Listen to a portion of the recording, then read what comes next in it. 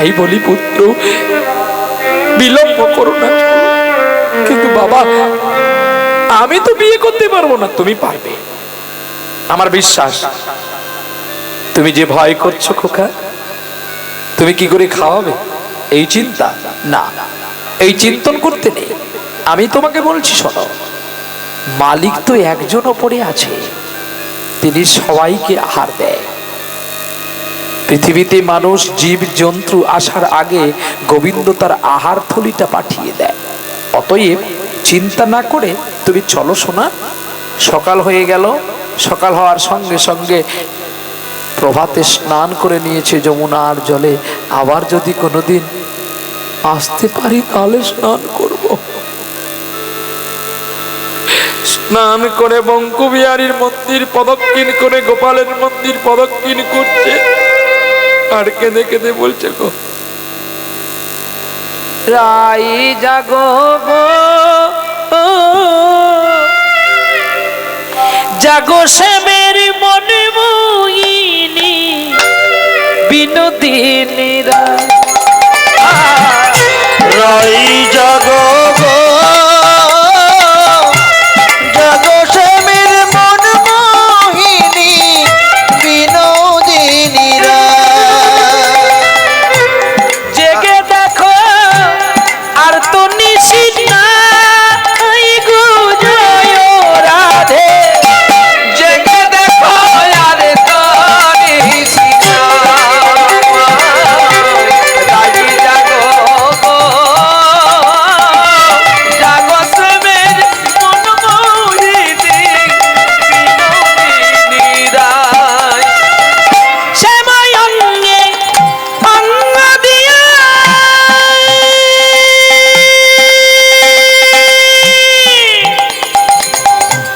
আছুরাদি ঘুমাইয়া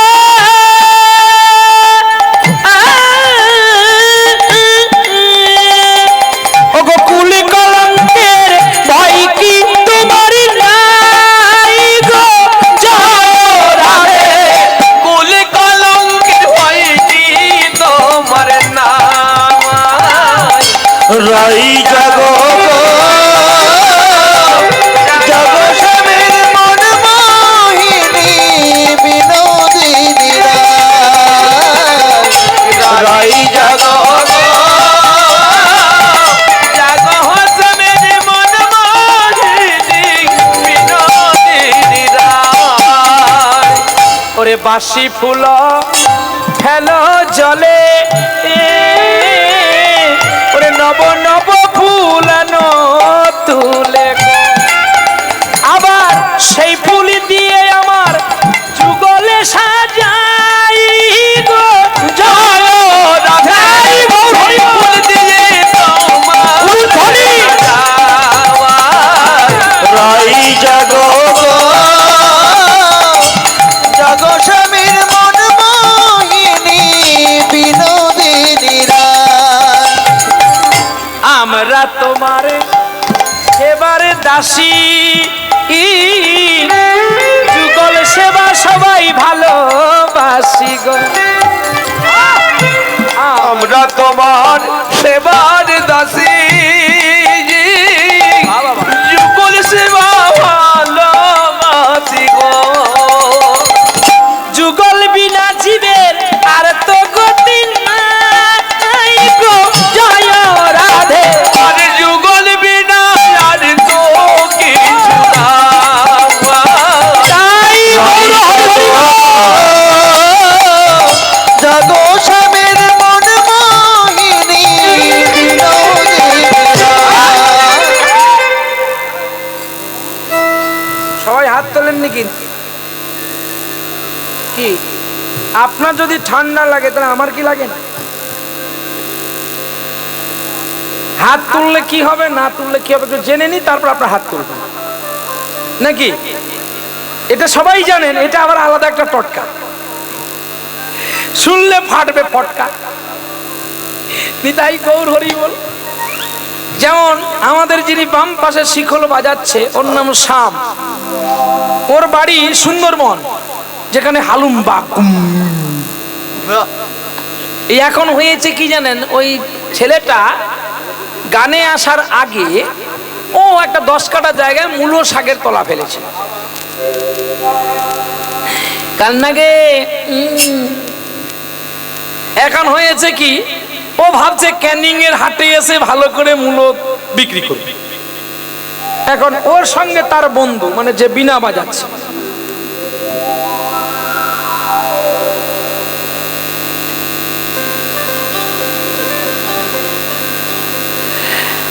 এখন বাড়ি পরে বলে কলকাতা। তো এখন কাজে কিনা ওর বন্ধু যে বিনা বাজাচ্ছে, ওর নাম মুক্তি। ওর বন্ধু বাল্যবেলার বন্ধু, ওই দলে আনলো। ও আর নন করে যে কিবোর্ড বাজাচ্ছে, ওর নাম সুন্দর, আমি ওকে নন বলে ডাকি। ছোট্ট তো আমার চেয়ে অনেক, তাই ও ডাকি। তো এখন দুইজনে মিলে ওর বাড়িতে গেছে। তো বলে, তুই দুদিন গান হয়ে গেল, তুই ফোন তুলছিস না, গানে যাসনি কেন? বলে, তোর গানে ক টাকা রে? তুই কি বলিস? বলি, হ্যাঁ, এখন ক্যানিং এ যদি আমি মূলো বিক্রি করি, আমার 40 টাকা মূলোর কিলো। মূলো তো নয়, সাদা সাদা মূলো, সেই সাইজ, সেই একদম। বলে, জানিস বাতাসও বিক্রি হয়। এ কথাটা আবার বাবু কি বলবি না। এখন ওরা তো যা কিছু শুনে আমার কাছে না বলে থাকতেও পারে না। তাই এখন হয়েছে কি, মুক্তি বলছে, তুই কথা বল, আমি একটু আসি। এই বলে ওদের বাড়ির ব্যারেল নিয়ে সেই যে কি ঔষধ বলে গো, ঘাস মারা ঔষধ, একদম 10 কাঠায় দিয়ে দিয়েছে। হারপিক সে তো ল্যাটিনে দেয়, যাই একটা দিয়েছে মোটামুটি। তাই এখন কাজে কি, এই দেখো, সেই দিন থেকে ওর দুজনের সঙ্গে কথা হয় না। ওই শম্ভুর সঙ্গে হাসাহাস, বলে সর্বনাশ করেছে আমার 10 কাঠা জায়গা। ও এখন বলছে, ঠিক আছে, এ তার দিয়েছে আর ও তার বাড়িতে খাবে বলে আয়োজন করছে। ওই ডাব পাড় এটা পাড়, তার সঙ্গে রিহার্সাল হয়ে গেছে যে ওর সর্বনাশ করবো আজকে। এই বলে বলছে, কি রে বন্ধু, সে কোথায় গেল রে? বলছে, ও তো ডাব পাড়তে গেছে।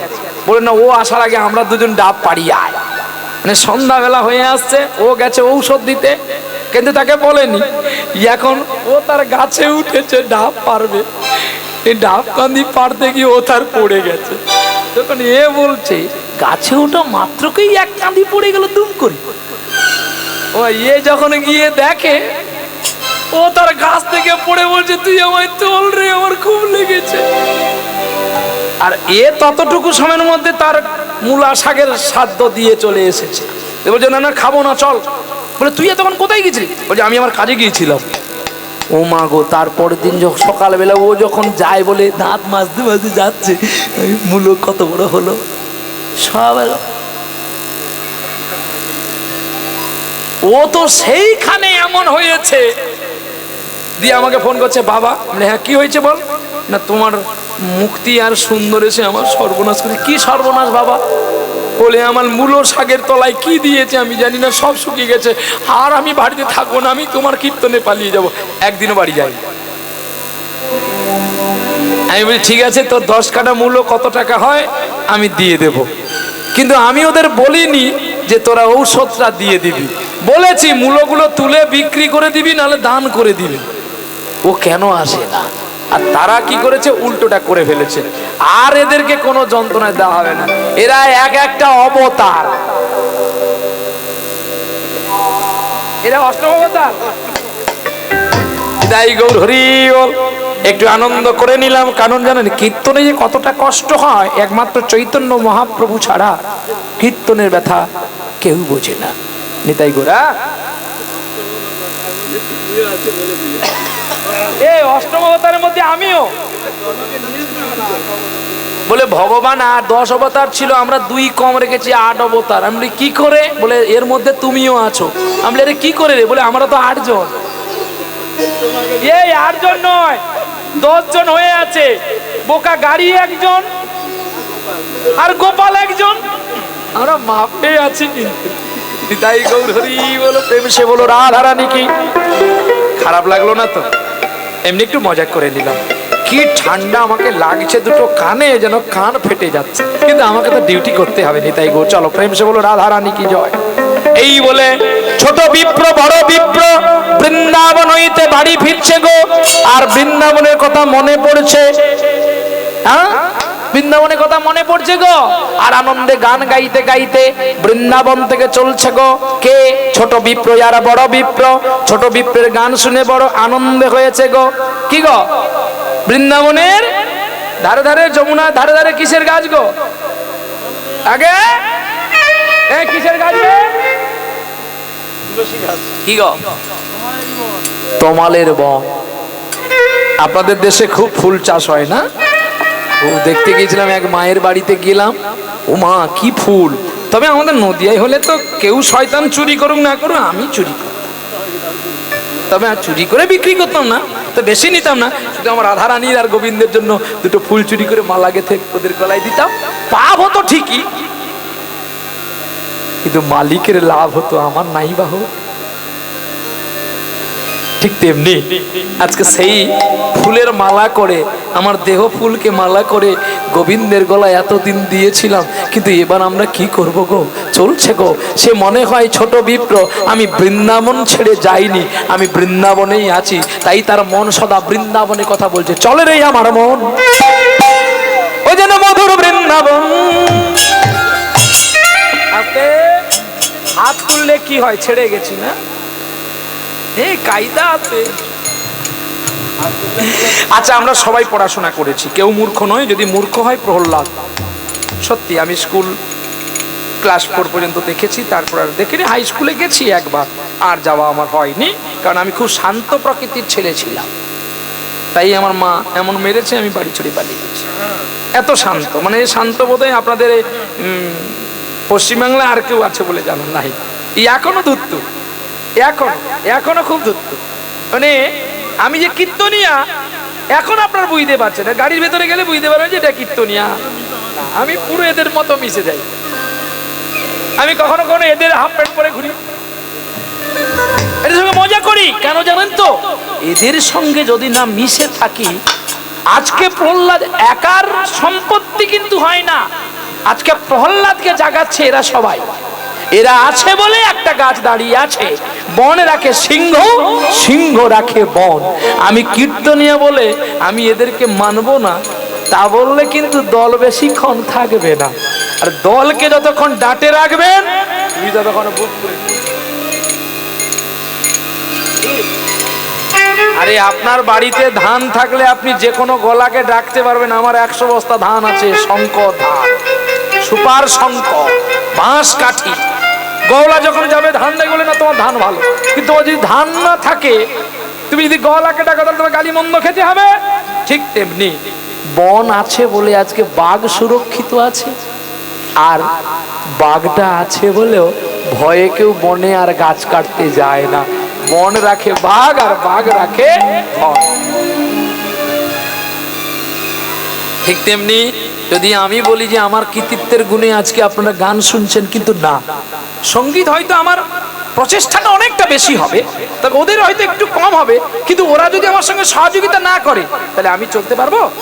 যেমন একটা গান গাইবো, এই সুর বন্ধ করে দাও, আমি যদি গান গাই, গানটা ভালো লাগবে? যতই ভালো কণ্ঠ হোক না কেন, তার মধ্যে একটা সুর মেশাতে হয়।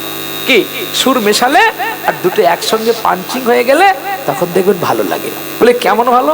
ছোটবেলায় খেয়েছিলাম তো, তা বলতে পারবো না এখন কতটা ভালো লাগে। এখন মারা তো আর বাবাদারা ছেলেদেরকে দেয় না। যেমন ছোটবেলায় আমার মা সেই তেতো পাতাকে থেতো করে একটু মধু দিয়ে খাওয়াতে করতাম না। আর যতই দিনটা গেলে মা তেতো দেখে মা পাছাই করে মারতো, আর জোর করে গালটা টিপে অমনি গন্দিরি দিয়ে ঢেলে দিত। কি করতাম না।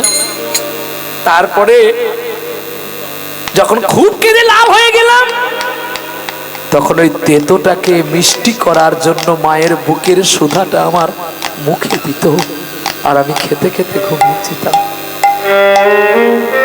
ঠিক তেমনি হরিনাম আগে ছিল বড় তেতো, আর তার চেয়ে হয়েছে আরো এখন বড় তেতো। তাই হরিনামে হাত তুলতে বড় কষ্ট। শুনে নেন, আপনারা আমরা সকলে পড়াশোনা করেছি স্কুলে গিয়ে। পড়াশোনা করতে গিয়ে কি করেছি জানেন? যখন আমাদের স্কুলের স্যারেরা মাস্টাররা নাম ধরে ডাকে, তখন আমরা কি বলি? যদি আমার নাম ধরে ডাকে, প্রহ্লাদ, এ স্যার, কি উপস্থিত, পেজের স্যার, এগুলো আমরা বলি। তাহলে সেখানে উপস্থিত বলা মানে স্যার জানলো প্রহ্লাদ আজকে স্কুলে এসেছে, তাই ওর রেজিস্ট্রেশন খাতাতে ওর নামটা তুলে নেওয়া হোক। কিন্তু প্রহ্লাদ প্রতিদিন স্কুলে আসে, পড়ায় ফেল, পরীক্ষায় ফেল, তখন মাস্টার কিন্তু দেখবেন আমার প্রতি একটু গুরুত্ব দেবে। হয় আমাকে ডাকবে, এই তুই কেন পরীক্ষায় ফেল হয়েছিস, তো প্রতিদিন স্কুলে আসি? বলছে স্যার আমি মনে রাখতে পারি না। তখন মনে রাখার ঔষধ তো মাস্টার মশাই জানে, সেই ঔষধটা আমাকে দেবে, আর তার জন্য আমাকে অপেক্ষা করতে হবে। ঠিক একদিন আপনি, আমি, আমরা, আপনারা, প্রত্যেকটি মানুষ, প্রত্যেকটি জীব, কীট পতঙ্গ থেকে বৃক্ষলতা গুল্মলতা থেকে প্রত্যেকটা মানুষের, প্রত্যেকটা জীবের কিন্তু একদিন মৃত্যু হবে। কি হবে না? জন্ম হয়েছে মানে তাকে মরতে হবে। যখন যমলোকে গিয়ে চিত্রগুপ্ত বলবে, চিত্রগুপ্তকে যমরাজ যখন বলবে যে ও বেটা তো আমার কাছে এসেছে, ও কতটা পুণ্য করেছে, কতটা পাপ করেছে, একটু খাতাটা খুলে দেখো তো। যখন দেখা গেল যে আপনি এই লক্ষ্মীপাড়ি গ্রামে এসেছেন হরিনাম শুনতে, কিন্তু আপনি হাত তোলেন, তার মানে আপনি আছেন নাই, থেকে নাই, পড়া করতে পারি না পারি, রেজিস্ট্রেশন খাতাতে নামটা তুলবো না কেন? এসেছেন যখন একটু হাত তুলে আত্মসমর্পণ করে নেন, আমরা উপস্থিত। পড়া না করতে পারি গোবিন্দ, তবু তোমাকে আমরা ভুলিনি। এবার আপনাদের ব্যক্তিগত ব্যাপার, হাত তুলবেন কি তুলবেন?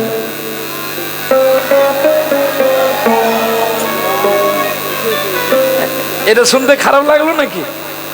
কিন্তু আমি যদি বলি এই তোরা হাত তুলিস মানে তোদের হাত থাকবে না। আপনাদের এই এলাকায় একজন কীর্তনী আছেন, মহান কীর্তনিয়া, তিনি বলেন, আমরা শুনেছি, যারা এই জন্মে হাত তুললি না তাদের হাত থাকবে না। তাহলে হাত কি তোমার শুধু থাকবে? বৈষ্ণবের ভাষা এটা হবে না। বৈষ্ণব হবে তৃণাদপি, তাদের মুখের অমৃত কথায় কঠিন গরম পাথরটাও গলে গলে জল যেন হয়ে যায়, তবেই তো হবে বৈষ্ণব। বৈষ্ণব হতে গেলে আগে বরফ হবি, তারপর তো অপরকে কাটবি। আচ্ছা বিবেচন করে নেন, বরফ দেখতে কেমন গো মা? আয় মা, মুখ থেকে মামলার নামা, চাদর নামা, চাদরটা নামাও। হ্যাঁ, বরফ দেখতে কেমন মা? সাদা। আচ্ছা মা, লবণের চারা দেখতে? ওই দেখবি, ওই দেখবি লাল, লবণ লাল দেখবি। আমি বলিনি, হাম বড় যে বড় বুদ্ধবার বেড়েছে, আমি বলিনি। কিন্তু এই হাঁপানে দিবে একদম করে না, সরি না, আসলে না, আসলে পরে হবে। দেখো, শুধু খাওয়ানোর জন্য পাগল, শুধু খাও খাও, শুধু খাও। গান গাইতে পারি না, শুধু খাও। ঠান্ডা পড়েছে বলে ছেলেগুলো এসছে, একটু চা দেবো না? এটা ব্যাসদেবের আসন, এই আসনে মাদক দ্রব্য কোনো পান করা চলবে না। সুখদেব গোস্বামী এবং বেদব্যাস কষ্ট পাবে। আজকে আপনারা জানেন না, করছেন, আমরা তো জানি। আমাদের এই কাজ আপনাদের শিখিয়ে দিতে হবে। তাই তো আপনারা এত কষ্ট করে, এত কষ্ট করে, এত খরচ করে আমাদের মতো বৈষ্ণবকে আনেন যে কিছু ভালো কথা শুনবেন বলে। আজকে আপনারা যে আসনটাতে বসেছেন, এই লক্ষ্মীপাড়ি হরিসভাতে, এই আসনটার নাম জানেন? এর নাম পরীক্ষিতের আসন। আর এই আসনটা হচ্ছে ব্যাসদেবের আসন। আপনারা বলবেন, তাহলে তোমাকে যদি কীর্তনে টাকা দিতে হয়, তাহলে তুমি কেন উপরে? হ্যাঁ ঠিকই। কেউ বলবে দেখতে পাই না বলে নিচু জায়গায় দাঁড়িয়ে থাকলে দেখাবে না। আপনাদের জমিনে ধান চাষ বা ফুল চাষ করার মতো, সার ওষুধ কেনার মতো এত টাকা নাই। তাই এই ক্ষেতের সার জল যদি আপনাদের মাঠে পড়ে, আপনাদের আর ঔষধও কিনতে হবে না, এমনিতে ফসল ভালো হবে। দেখবেন যে মাঠের উঁচু জমিনটা, সেই জমিনে যদি কেউ সার ফেলে দিয়ে আসে, পরের দিন যদি ধান লাগাবে বলে যায়, ও জলে যদি জল না থাকে মাঠে, আপনার আশেপাশে যাদের মাঠ আছে যদি বলা হয় যে আমার সার জলটা তোর মাঠে চলে গেছে, আমায় একটু ফিরিয়ে দে, আপনারা দেবেন গো? হ্যাঁ না বলুন? এক কথায় বলে, ভাই তোমার যেমন আল তেমনি বাঁধা আছে, আমরা তো আল কেটে নিয়ে নি, তাহলে তোমাকে আমরা জল দেবো কেন? ঠিক তদ্রূপই আজকে আপনাদের এই জমিনগুলোতে সার দেওয়ার জন্য এই আসনটা যদি উঁচু না করা হয়, এর সার জল নিচের জমিনে জমিনে যাবে কি করে? তাই হরিনামের সার আর হরিনামের প্রেমবাহারী ভক্তের চরণে বিলিয়ে দিতে হয়। জানেন ব্রহ্মবৈবর্ত পুরাণ কি বলেছে? বলে কৃষ্ণের চেয়ে বড় হয় ভক্ত, আর ভক্তের চেয়ে বড় হয় ভক্তের শুদ্ধ চরণ। আজকে আমরা বৈষ্ণব হয়ে যদি বলি তোর হাত তুললি না তোর হাত থাকবে না, আমাকে এনেছে বলে টাকা দিয়ে দেবে, কিন্তু আর কি মানুষটা ডাকবে? এই জন্য ভাষা ভালো করে জানতে হয়। শুধু তিলক পরলে মালা রাখলে, ভালো কথা বললে কীর্তনীয় হওয়া যায় না। কীর্তনীয় যেতে গেলে সবার সঙ্গে মেশা শিখতে হয়। এখানে কেউ মাতাল নেই এমন বলতে পারবেন না। কি আছে? একজন হলেও আছে, সেও মদ্যপান করে কৃষ্ণ নাম শুনছে, তাহলে সে মদ খেলে বলে কি সে ভগবানকে পাবে না? এটা কোথাও লেখা আছে? আজকে যে আপনার মাছ চিংড়ি খেয়েছেন বলে ভগবানকে পাবেন না, এটা কোথাও লেখা আছে? না, আছে। মদ্যপান করেও পতিতালয়ে গিয়েও সে ভগবানকে পেয়েছে। কেরালার ছেলে যার নাম বিল্লমঙ্গল। অতএব কাউকে আঘাত করে নয়, প্রেম দিয়ে ভক্তি করে তাকে আমাদের হরিনামের পথে আনতে হবে। যে কাজ করেছিলেন জগৎগুরু নিত্যানন্দ প্রভু, মেরেছে কলসির কানা, তা বলে কি প্রেম দিব না? প্রেম দিয়ে নিতে হবে, হৃদয় দিয়ে কেড়ে নিতে হবে। হৃদয়ের গান শিখেতে গায় গো সবাই, কজনা তোমার মতো গাইতে জানে। নয়নের কাজ সে তো সবাই পড়ে, কজনা তোমার মতো পড়তে জানে। হৃদয়ের গান শিখে গান গায় গো সবাই, কজনা তোমার মতো গাইতে জানে। নয়নে কাজল সে তো সবাই পড়ে, কজনা তোমার মতো চাইতে জানে। হৃদয়ের গান শিখে গান গায় গো সবাই। কত না রঙে বাগানি ফুলের শাখা, ও পাটি এমন করে সাজিয়ে রাখা।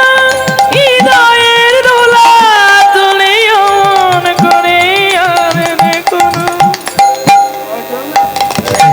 কজনা তোমার মতো বাঁধতে জানি। হৃদয়ের গান শিখে গান গায় গো সবাই, কজনা তোমার মতো গাইতে জানে।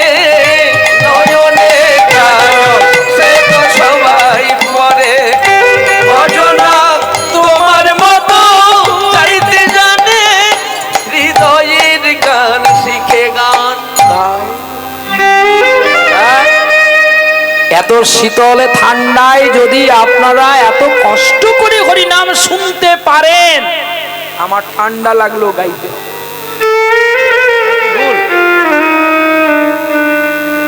আমি তো বিল নেব, পালাবো। আপনারা নির্দ্বিধায় নিঃস্বার্থে এসেছেন, আমার চেয়ে সবচেয়ে যদি দামি হয় সেটা আপনারা। তাহলে নিঃস্বার্থ মানুষকে বুকে নেবেন না আঘাত করবেন? হাত নেই, হাত থাকবে না। কাগজে লিখলে নাম কাগজ ছিঁড়ে যাবে, পাথরে লিখো নাম পাথর ক্ষয়ে যাবে, যদি হৃদয়ে দাগ দিতে পারো এ দাগ থেকে যাবে। যদি থাক, গাইব না, জ্বালাই পড়েছি বড় আমি। আচ্ছা একটু গাইব কিন্তু, যদি কাগজে লেখো না কাগজ ছিঁড়ে যাবে। প্রথমে খুব গন্ডগোল করছিল, খুব ভালো ভালো একটা বড় হো আরো বাবা শোনা। স্বাভাবিক ঘরে আমি কি খেতে চাইবো তুমি তো বুঝতে পারো নি, তাই আমিও কিন্তু তোমার মধ্যে রাগিনি যে এটা একটু বন্ধ করে দাও, আরো বড় হো শোনা। বাহ, দেখো সাউন্ড ভালো হলে না আমরা নিজের ইচ্ছা মতো করে গাইবো, ইচ্ছা মতো করে। দেখবেন ভাতটা যদি ভালো হয় না, কোনো সবজি লাগবে না, এমনি লবণ দিয়েও খাওয়া হয়। আর যদি ভাত খারাপ হয়, যত পনির সবজি দে ভালো লাগবে। যদি কাগজে লেখো না কাগজ ছিঁড়ে যাবে, পাথরে লেখো না পাথরে ক্ষয়ে যাবে, হৃদয়ে লেখো নাম যে নাম রয়ে যাবে। যদি কাগজে লেখো না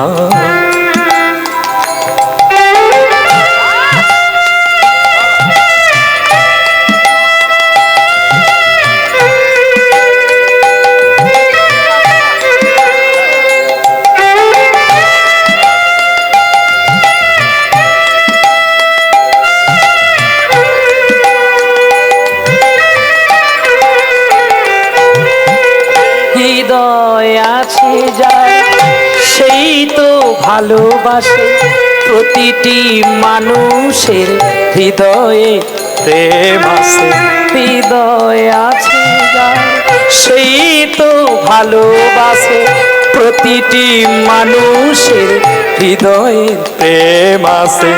শ্যামকে ভালোবেসে রাধার পরাণের কথা, রাধার পরাণের কথা কাহিনী হয়ে যাবে, হৃদয়ে লেখো না যে না রয়ে যাবে। যদি কাগজে লেখো না। সত্যি কথা বলতে আমি গানগুলো ভুলে গেছি এখন কীর্তন জগতে এসে। আগে ছোটবেলায় বাবার কাছে মায়ের কাছে এই গানগুলো শিখতাম, আরো কত ভালো ভালো গান শিখতাম, খেয়াল, ঠুংরি, গজল এগুলো শিখতাম। বাবা বড় ওস্তাদ, তো বাবার কাছে তালিম নিয়েছিলাম প্রথমে, তারপরে নানান গুরুর কাছে। এখন ক্লাস করি আপনার দক্ষিণ 24 পরগনার মুকুটমণি যিনি কৃষ্ণপদ হালদার মহাশয়, তিনার কাছে। তারপরে লুকিয়ে লুকিয়ে পলাশ সরকার মহাশয়ের কাছে, নদিয়াতে বেথুয়া ডহরিতে দিব্যেন্দু বৈরাগ্য মহাশয়ের কাছে, শালতর বাঁকুড়া সব্যশ্রী চ্যাটার্জি মহাশয়ের কাছে এবং নানান গুরুর কাছে। জীবনে বাঁচতে গেলে অনেক কিছু নিতে হয়। আবার লুকিয়ে লুকিয়ে ক্যাসেটকে ফলো করি কীর্তন জগতের সম্রাট সুমন ভট্টাচার্য মহাশয়কে। আবার শাস্ত্রীয় সঙ্গীতে অভ্যাস করি শ্রদ্ধেয় পণ্ডিত অজয় চক্রবর্তীকে। আমি শোনাবো একটা গান, পণ্ডিত অজয় চক্রবর্তীর গান, যিনি এত সুন্দর করে গেয়েছিলেন। হয়তো আমি তেমন করে পারবো না, আপনারা ক্ষমা করবেন। তবে আমাকে বাবু সোনারা বলেছে কয়েকটা শ্যামা সঙ্গীত করতে হবে, তা মায়ের আরাধনা যেহেতু হবে এই লীলার মধ্যে আমি করে নেব। চলো নিতাই গো। দেখতে দেখতে বাড়ি আসছে গো পথে, শ্যামা নামে লাগিল আগুন। এটা পণ্ডিত অজয় চক্রবর্তীর গান। আমার দেহ ধূপ কাঠিতে শ্যামা নামে লাগলো আগুন, আমার দেহে ধূপ কাঠিতে ওই জালি ভক্তি আমার যতই জালি যতই শ্যামা নামে লাগিল আগুন, আমার দেহ ধূপকাঠিতে আমি যতই জ্বালি সুবাস তত ছড়িয়ে পড়ে চারিদিকে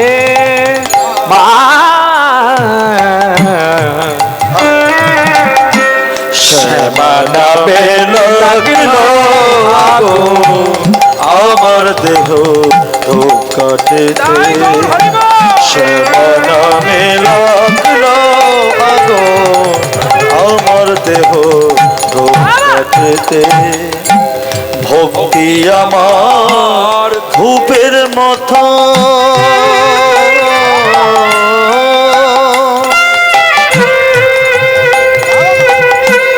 ঊর্ধ্বে ওঠে অবিরত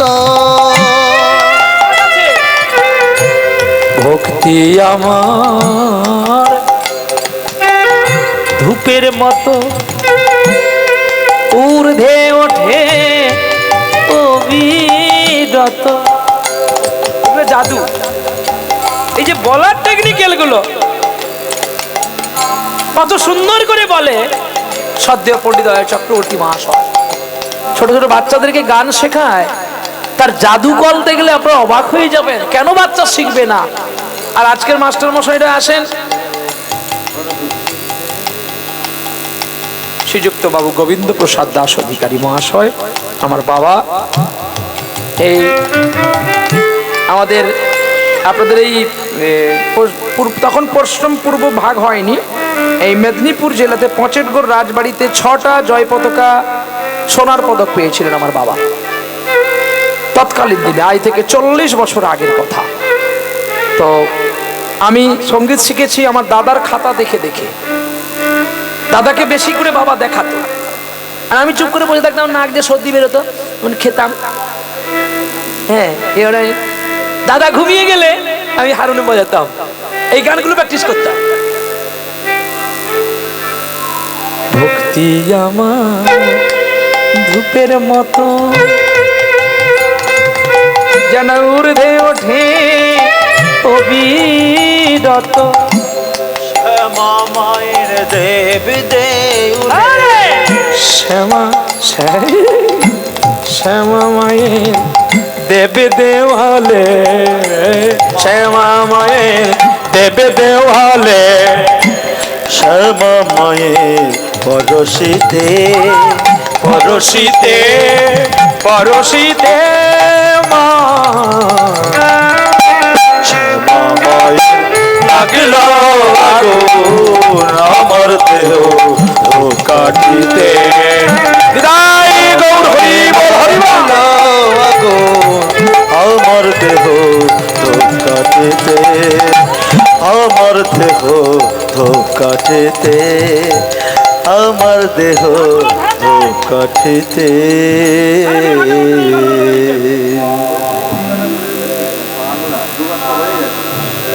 শ্যামা নামে লাগলো আগুন আমার হৃদি ধূপকাঠিতে। হৃদয় মন্দিরে ধূপকাঠি জ্বালাতে হবে, ভক্তি করে গাইতে হবে। গানকে খেলনা করলে হবে না, গান ভালোবাসার বস্তু। গানে মানুষের জ্ঞান আসবে, মানুষের মৃত্যুকে ভালোবাসার কাছ থেকে ফিরিয়ে আনবে, মৃত্যুর মত থেকে ফিরিয়ে আনতে পারে একমাত্র সঙ্গীত। আর সঙ্গীতকে কখনো হেলা করবেন না। সঙ্গীত যেদিন হেলা করবেন, সঙ্গীত আপনাকে একদিন হেলা করে দেবে, আপনার থেকেও আপনি খেতে পাবেন না। সঙ্গীতকে ভক্তি করে ভালোবাসতে হয়। আহা, ধূপ যেমন আগুন লাগিয়ে দিলে তার নিজের গন্ধ চতুর্দিকে দেয়, কিন্তু ধূপ কি তার নিজের গন্ধ কতটুকু সে জানে? ঠিক তেমনি সঙ্গীত প্রিয় মানুষ যারা হবে, যারা সঙ্গীতকে ভালোবাসে, সঙ্গীত দিয়ে সবাইকে খুশি করবে, সে না খুশি হোক, জগৎ খুশি হলেই তো সে খুশি। এটাই হচ্ছে সঙ্গীত। নম্র চিত্তে সঙ্গীত গাইতে হবে, ভক্তি করে, তবেই মানুষ খুশি হবে। আর দেখতে দেখতে বৃন্দাবন থেকে বাড়ি আসলো, বাড়ি এসে দেখে তার মা মারা গেছে ছোট বিপ্রের। দেখি, এই শোনো বড় বিপ্র, তুমি শুনে রাখো কান খুলে, এবং তোমার জ্যেষ্ঠ পুত্রকে বলে দাও, আজ থেকে গ্রামের এক কোণে তোমাকে রাখলাম। আমাদের গ্রামে কোনো পুজো পদ্ধতি হলে তোমার নিমন্ত্রণ হবে না। কারণ সে ছোট্ট ছেলে বলে, নিচু জাতি বলে তুমি উঁচু জাতি বলে এমন প্রহার করবে, এমন নয়।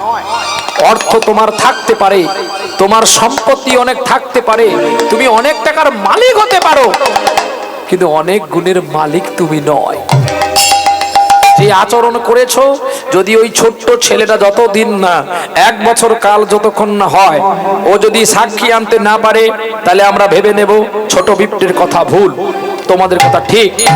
আর যদি ও সাক্ষী আনতে পারে, আমার গ্রামের সবাই মানুষ থেকে ওই ছোট বিপ্টের সঙ্গে তোমার মেয়ের বিয়ে দেব। এর আগে যদি কোনো চালাকি করো, তাহলে আমরা গ্রাম থেকে সিদ্ধান্ত নিয়ে নেব। ছোট বিপ্র কাঁদিতে কাঁদিতে বৃন্দাবনে চালিয়ে গেলে, আর কাঁদতে কাঁদতে চলছে গো। আরে কতকাল গিরিধারী লাল আড়ালে আড়ালে রবে, তুমি আড়ালে আড়ালে রবে, তুমি আর কতকাল গিরিধারী লাল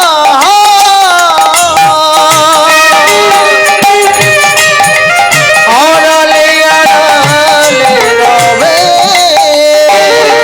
তুমি আড়ালে আড়ালে রবে। নয়নেরই জল ঝরে অবিরত, নয়নেরই জল ঝরে অবিরত, দর্শন দেবে মা কবে গিরিধারী আড়ালে আড়ালে রবে, তুমি আগে কতকাল গিরিধারী লাল আড়ালে আড়ালে রবে, তুমি আড়ালে আড়ালে রবে।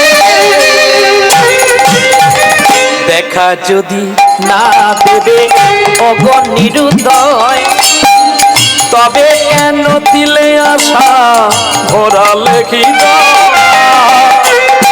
যদি না দেবে অগণিরুদয়, তবে কেন আশা দিয়ে বদলে ফুল আমার মরমের ব্যথা, আকুল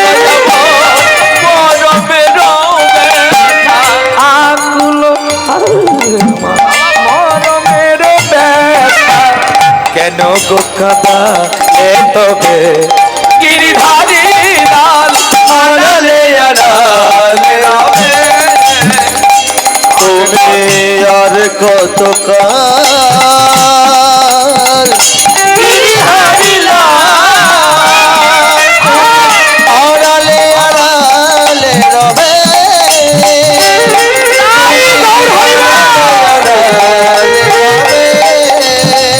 আড়ালে আড়ালে রবে, আড়ালে আড়ালে রবে। রাত গভীর হয়ে গেল, কাঁদতে কাঁদতে ক্ষত বিক্ষত শরীর নিয়ে 1 রাত্রের মধ্যে বৃন্দাবনে পৌঁছে গেলাম। 6 মাসের পথ যার আসতে সময় লাগে, গোবিন্দ কৃপা করলেন মুখাঙ্কারতি বাচালং পঙ্গুলং হায়তে গিরি যাত্রী পাতমাং বন্দে পরমানন্দে মাধব। মাধবের কৃপা হলে অন্ধ দৃষ্টি পায়, দেবা কথা বলে, দুগ্ধবতী গাছ দুগ্ধ পায়, ভরা সমুদ্রে জল আকুল হয়ে ওঠে। আজ ঠিক তেমনি ছোট বিপ্র উড়িষ্যা যাজপুর পুরীর কাছ হইতে চলিল বৃন্দাবনে। আহা, রাত নীরব, আর এই নীরব রাতে গোপালকে বলছে, ও গোপাল, গোপাল রে, ও গোপাল, তুই জানিস না তোর কাছে যারা বলে কয়ে যায়, তোর সত্য কথা ভক্তের কাছে জানবাতে গেলে তারা কেন এত মার খায় রে? একবারে চলে রে গোপাল, গোপালে আমার সাথে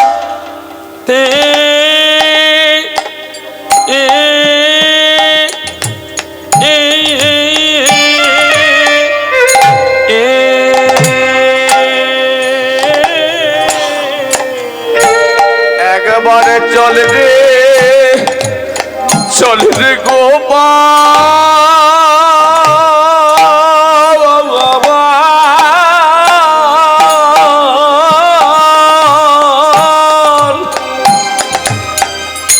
চলে রে গোপাল আমার সাথে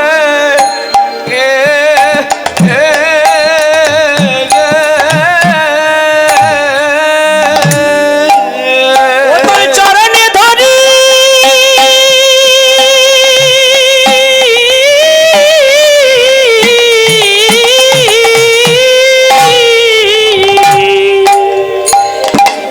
ও তোর চরণে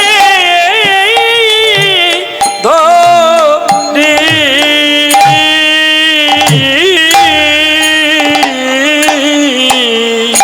একবারে চলে রে গোপাল,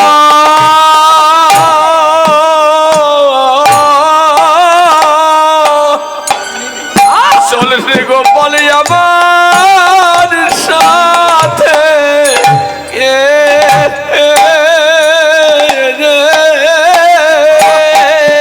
ওরে আমার বলতে আর কে গো নাই রে, চলে রে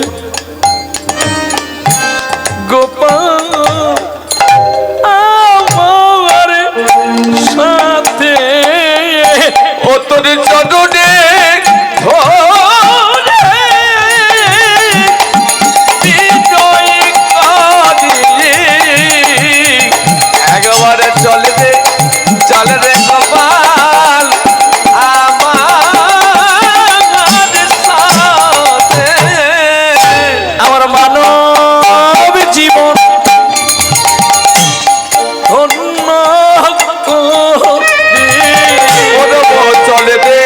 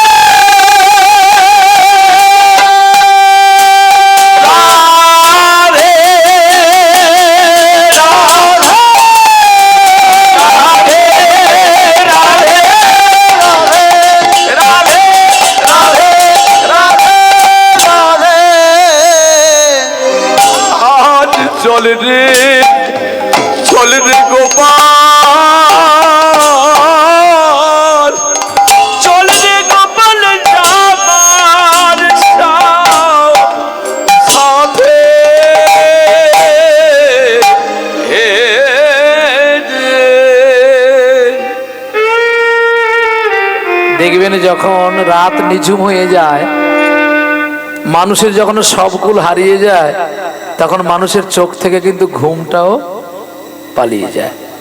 কি সঙ্গে সঙ্গে কে যেন মন্দিরের ভেতর থেকে, না মন্দিরের ভেতর থেকে কে যেন বলছে, ও গোপাল। কে? আমি তোর গোপাল। ছোট বিপ্র, বাহ, তুমি আমার ডাক শুনতে পেয়েছো গোপাল? হ্যাঁ। তুমি একবার চলো না গো, আমি যে কথাটা বলেছি তোমার কাছে, ওই বড় বিপ্র কথাটা বলেছে, একবার সাক্ষী দিয়ে আসবে।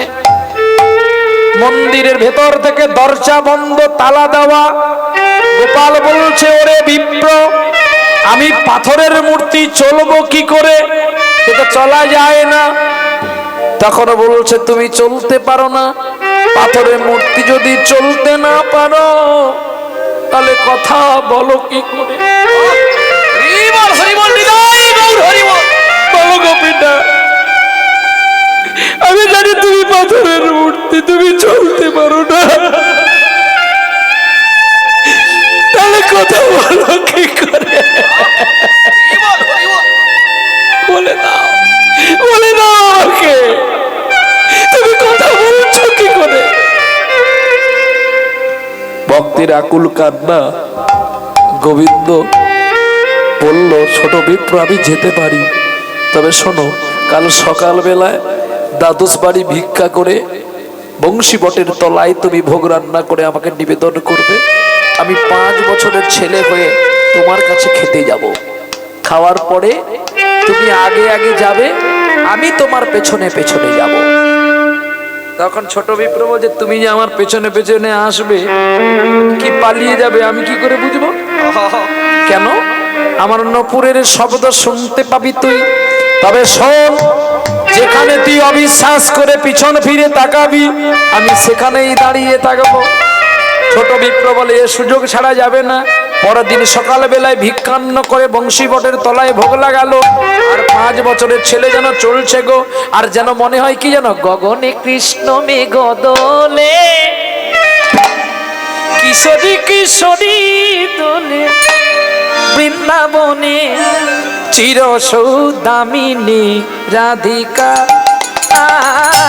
চির সৌদামিনী রাধিকা, গগনে কৃষ্ণ মেঘ দলে, কিশোর কিশোরী দলে, বৃন্দাবনে চির সৌদামিনী রাধিকা, চির সৌদামিনী রাধিকা। দোলে আজি সায়নে, দোলে আজি সায়নে, দোলে আজি সায়নে, গগনে কৃষ্ণ মেঘ দোলে, যেন কিশোরী কিশোরী দোলে, বৃন্দাবনে যেন সৌদামিনী রাধিকা, চির সৌদামিনী রাধিকা। ভিক্ষান্ন করিয়া সেটা রান্না যে করিল, আর কলার পাতার পরে নিবেদন করিল। নয়ন জল মন তুলসী দিয়ে নিবেদন করিল। আরে নয়নের জল নয়নের জল মন তুলসী দিয়ে নিবেদন করিল। ওরে আনন্দেতে ব্রজের গোপাল সেবা যে টানিল গো, সেবা যে করিল। চলো গো চলে যায়। আরে